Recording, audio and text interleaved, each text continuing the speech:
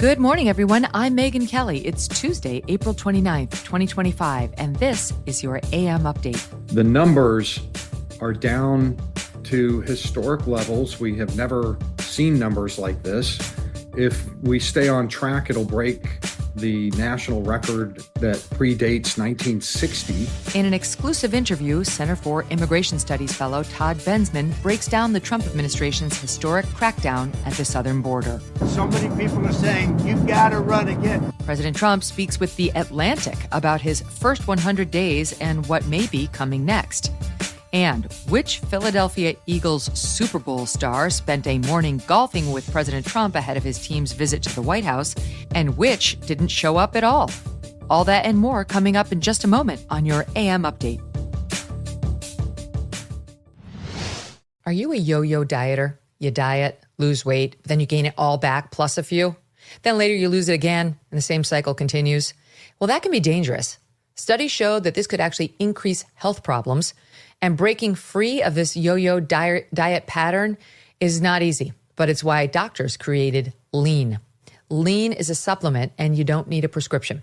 Lean includes natural ingredients targeting weight loss in 3 powerful ways: maintaining healthy blood sugar, controlling appetite and cravings, and it helps burn fat by converting fat into energy. Listen, if you're tired of losing weight and gaining it back and want to lose meaningful weight at a healthy pace, Lean could be something for you to consider. Let me get you started with 20% off when you enter MK20 at takelean.com. That's code MK20 at takelean.com. Check it out. In 100 days, the second Trump administration flipping U.S. immigration policy on its head, dismantling 4 years of Biden-era policies that effectively opened the southern border. President Biden taking a series of steps to reverse Trump-era policies, ending the Remain in Mexico program that required asylum seekers to wait outside the U.S. for their court hearings, terminating Title 42 expulsions, a COVID-era policy that allowed the government to quickly remove illegal aliens as public health threats, launching mass parole programs, facilitating the arrival of hundreds of thousands of migrants from countries like Venezuela and Haiti, and expanding catch-and-release practices, leading to a tremendous backlog of illegal immigrants waiting for their never-coming court dates. President Biden then asking Congress to pass an immigration reform bill, saying without their help, his hands were tied. For much too long, as you all know, the immigration system has been broken. And it's long past time to fix it.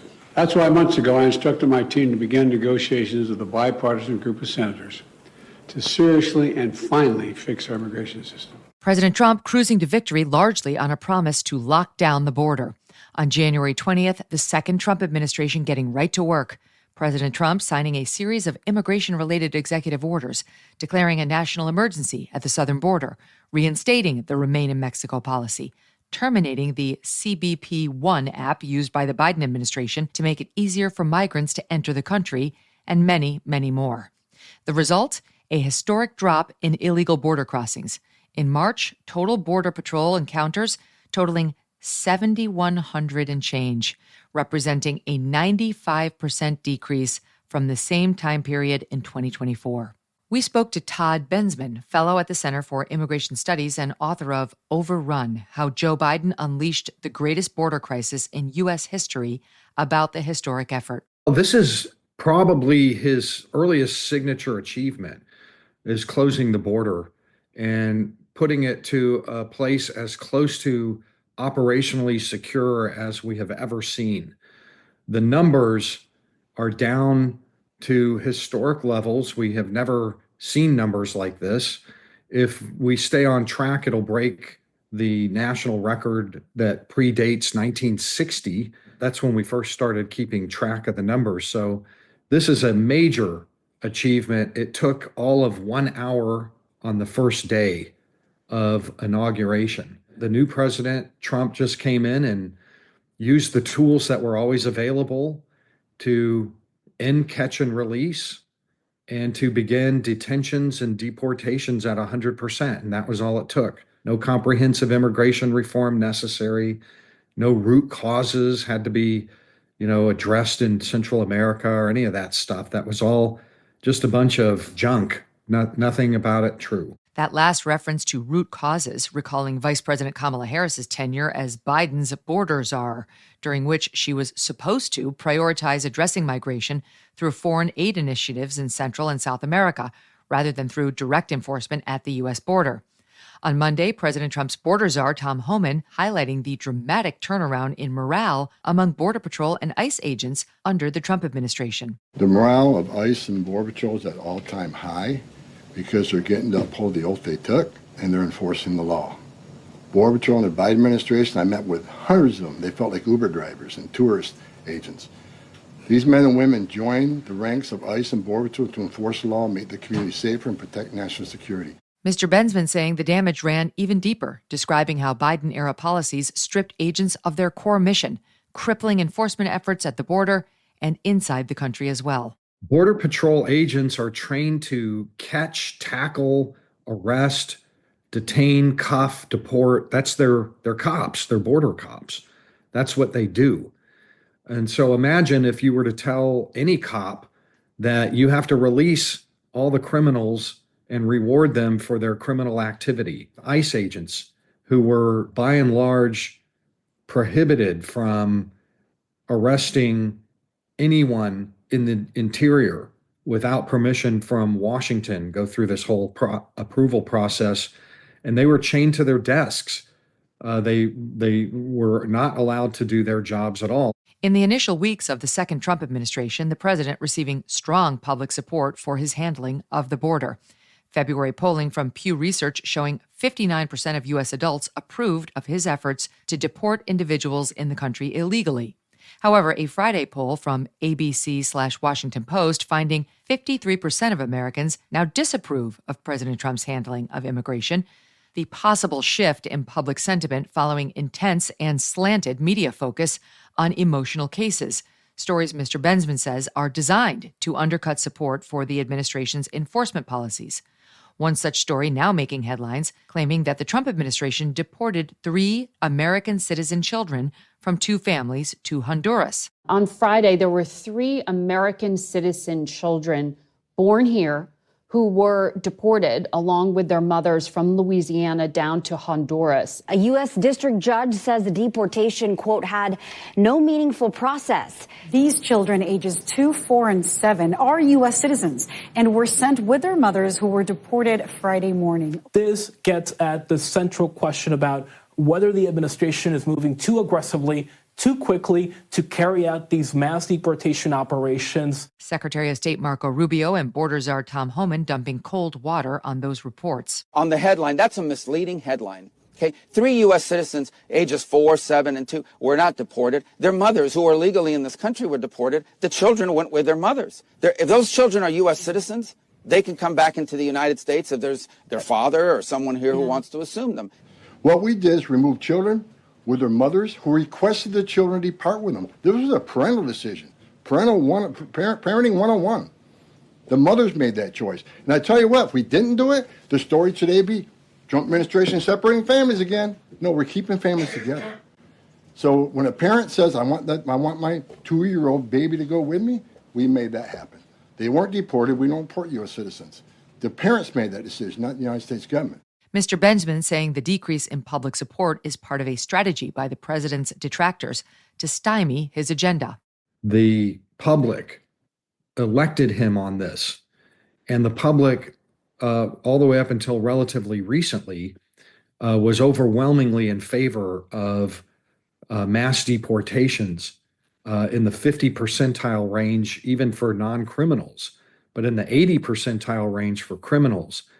So the task and challenge for the pro-criminal alien crowd and the pro-illegal immigrant crowd is to put sob stories, I call it injustice porn, to fill the media with injustice porn stories that are mostly fraudulent, fake, untrue, using narratives that are easily disproved, but which make their way into multiple news cycles long enough that it can influence public opinion. And we've seen recently swings in public opinion away from the mass deportation program and some of the particular programs that Trump is doing. Coming up, President Trump reveals to The Atlantic magazine just how seriously he's considering a run for a third term in office. And a star Philadelphia Eagles player snaps back at critics angered by his round of golf with President Trump.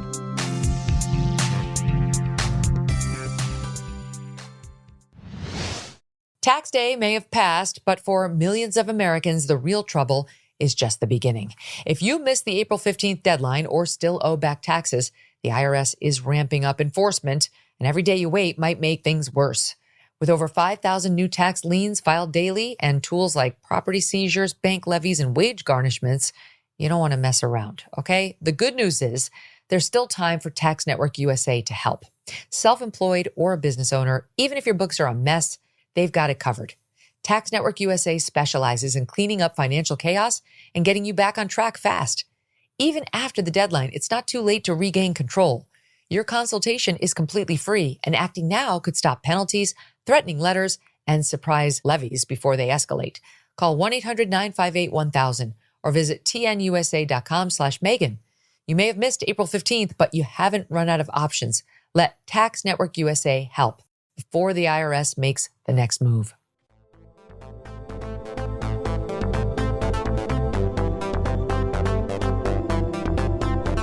On Monday, The Atlantic dropping a lengthy piece chronicling the president's political comeback from the lowest days in the aftermath of January 6th until now. The piece, which includes excerpts from an interview with the president, coming as a shock given The Atlantic's contentious history with Mr. Trump, publishing the infamous suckers and losers story during Mr. Trump's first term, claiming he disparaged fallen troops during a 2018 trip to France. At least 21 Trump officials, including John Bolton, no friend to Mr. Trump, went on record denying that claim. More recently, The Atlantic triggering Trump 2.0's first major scandal after National Security Advisor Mike Walls mistakenly looped in Mr. Goldberg on a chat discussing attacks on Houthi rebels. Last Thursday, President Trump posting on Truth Social that he would be meeting with, quote, of all people, Jeffrey Goldberg, the editor of The Atlantic, and the person responsible for many fictional stories about me.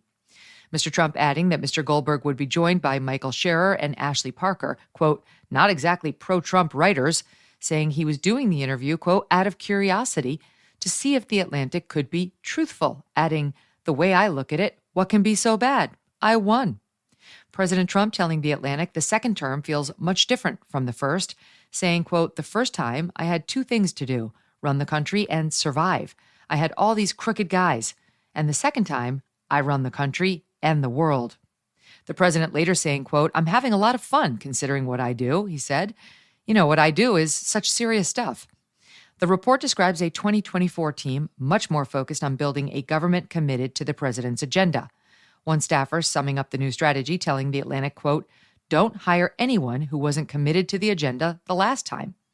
Despite the natural confidence boost of winning the popular vote, The Atlantic reporting President Trump recognizes and accepts certain limitations on his presidential power. From the piece, quote, in our March conversation, he seemed frustrated at the notion that a court might try to curb his ability to deport anyone he wanted, however he wanted. Yet when we asked if he would go so far as to actively disregard a judicial order, his answer suggested that he understood the Constitution would not allow that. Quote, I think the judge is horrible, he said, referring to James Boasberg, the federal district court judge who had tried to stop deportations of Venezuelan migrants to El Salvador. But Trump then referenced the Supreme Court's more congenial opinion in Trump v. U.S., which had given him immunity from criminal prosecution for anything he does as part of his core official duties as president. Quote, but I've had a lot of horrible judges, and I won on appeal, right?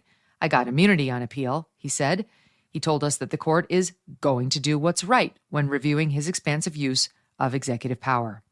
In recent weeks, the president publicly floating the idea of a third term. No matter how you look at it, we got a long time to go. You know, we have almost 4 years to go. But despite that, so many people are saying, you've got to run again. They love the job we're doing. Most importantly, they love the job we're doing. The president even selling Trump 2028 hats. The Atlantic asking directly if Mr. Trump tasked the DOJ with studying the feasibility of running again. The Atlantic writes, he said he had not, but then seemed to leave open the possibility. Was this the rare Democratic norm he was unwilling to shatter? That would be a big shattering, wouldn't it? He mused, laughing. Well, maybe I'm just trying to shatter. He noted twice that his supporters regularly shout for him to seek a third term, but concluded, it's not something that I'm looking to do, and I think it would be a very hard thing to do. The president also addressing the fallout from the Atlantic's so-called Signalgate story.